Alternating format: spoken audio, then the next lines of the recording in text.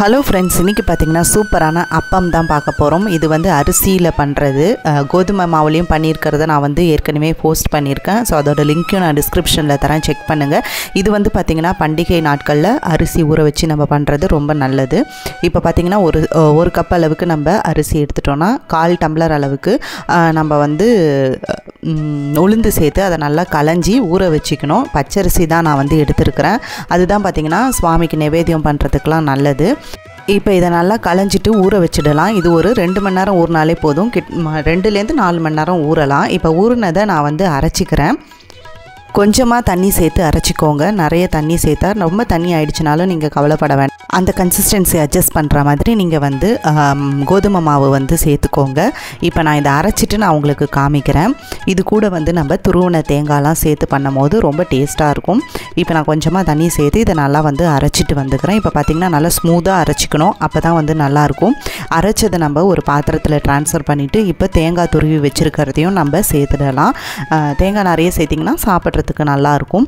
1 cup நம்ம அரிசி எடுத்துட்டோம். இப்போ வந்து 1 கப்பு நீங்கள் வந்து வெல்லம் சேர்த்துக்கலாம். 1லேருந்து 1.25 சேர்த்துக்கோங்க உங்கள் டேஸ்ட்டுக்கு ஏற்ற மாதிரி. இன்றைக்கி நான் வெள்ளை பொடி சேர்த்துருக்குறேன். நீங்கள் வந்து நல்லா இருந்துச்சுன்னா வெள்ளத்தை வந்து நல்லா நுணுக்கிட்டு அதை கூட நீங்கள் சேர்த்துக்கலாம், இல்லை துருவியும் சேர்த்துக்கலாம். அதை மிக்சியில் போட்டு ஒரு அடி அடிச்சிங்கன்னா உங்களுக்கு வந்து ரெடி ஆயிரும் பேட்டரு. இப்போ பார்த்திங்கன்னா இது எல்லாத்தையுமே கலந்துட்டு இப்போ முந்திரி வந்து நான் வந்து பொடி பொடியாக உடைச்சி வச்சுருக்கிறேன்.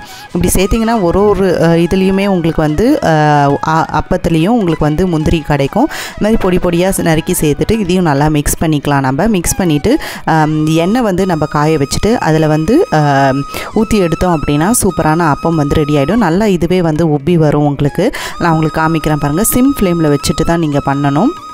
ஸோ இப்போ வந்து பேட்டரை நம்ம ஊற்றுற கன்சிஸ்டன்சிக்கு சூப்பராக ரெடி ஆகிடுச்சு. இந்த மாதிரி இருக்கணும், அப்போ தான் உங்களுக்கு எண்ணெயெல்லாம் குடிக்காத நல்லா வந்து வரும். இந்த மாதிரி ஒரு கெட்டி கன்சிஸ்டன்சியில் இருக்கணும். இப்போ பார்த்திங்கன்னா ஒரு கரண்டி வச்சுட்டு தேவையான அளவுக்கு நம்ம அதில் ஊற்றணும் அப்படின்னா அதுவே தானாக எழும்பி வரும். அதை நீங்கள் பார்க்கலாம். நம்ம அடுப்பில் ஃப்ளேம் அப்படியே எதுவுமே சிம்லேயே வச்சுருக்கணும். இப்போ பார்த்திங்கன்னா நம்ம கையில் வச்சு டிஸ்டர்ப் பண்ணக்கூடாது, அதை தானாகவே எழுந்து வருது பாருங்கள். அப்படி இருக்கும் போது நம்ம திருப்பி போடணும். நெக்ஸ்ட்டு சைடு நல்லா உங்களுக்கு வந்து புசு புசுன்னு வந்து அப்பம் வரும். ஊற்றின உடனே நம்ம வந்து அதை திருப்பக்கூடாது, டிஸ்டர்ப் பண்ணக்கூடாது. அப்படியே நம்ம விட்டோன்னா தானாகவே அது எழும்பி வரும். இப்போ எல்லாத்தையுமே நம்ம திருப்பி போட்டு நல்லா வந்து வேக வச்சு எடுத்துக்கலாம். நல்லா ஒரு கோல்டன் ப்ரௌன் கலர் வந்த உடனே நம்ம வந்து அதுலேருந்து எடுத்துடலாம். அடுப்புலேருந்து நான் உங்களுக்கு காமிக்கிறேன் எந்த கலரில் இருக்கும் அப்படின்ட்டு. இப்போ பார்த்திங்கன்னா உங்களுக்கு வந்து சூப்பராக ரெடி ஆகிடுச்சு. கலரும் நல்லா சேஞ்ச் ஆகியிருக்கிறது தெரியுது உங்களுக்கு. சிம்பிளான ரெசிபி தான். அரிசி மட்டும் ஊற வச்சுட்டு ஒரு 2 மணி நேரம் கழித்து அரைச்சி எடுத்தீங்க அப்படின்னா ஈஸியாக ரெடி பண்ணிடலாம். கண்டிப்பாக ட்ரை பண்ணி பாருங்கள். ரொம்ப டேஸ்ட்டாக இருக்கும், எல்லாருக்குமே ரொம்ப பிடிச்சிருக்கும். இந்த வீடியோ உங்களுக்குலாம் யூஸ்ஃபுல்லாக இருந்திருக்கும்னு நினைக்கிறேன். இதே மாதிரி நிறைய ரெசிபிஸ் நம்ம சேனலில் அப்லோட் பண்ணியிருக்கேன், அதையும் செக் பண்ணி பாருங்கள். எண்ணெயில் எவ்வளோ அளவு கொள்ளுமோ அந்த அளவுக்கு மட்டும் நீங்கள் வந்து அப்பம் ஊற்றணும். ரொம்ப வந்து நிறைய அப்படி கன்ஜஸ்டடாக ஊற்றுனீங்க அப்படின்னா உங்களுக்கு வந்து நல்லா வராது. இந்த மாதிரி ஃப்ளஃபியாக உப்பி அதையும் நீங்கள் பார்த்துக்கோங்க. இப்போ நம்ம எல்லா அப்பத்தையும் போட்டு எடுத்தாச்சு. எவ்வளோ சூப்பராக இருக்குது பாருங்கள் எல்லாமே. கண்டிப்பாக நீங்களும் ட்ரை பண்ணி பார்த்துட்டு எப்படி இருக்குன்னு எனக்கு கமெண்ட்டில் மென்ஷன் பண்ணுங்கள். இந்த வீடியோ பிடிச்சிருந்துச்சுன்னா மறக்காமல் லைக், ஷேர் அண்ட் சப்ஸ்கிரைபும் பண்ணிக்கோங்க. Thank you friends.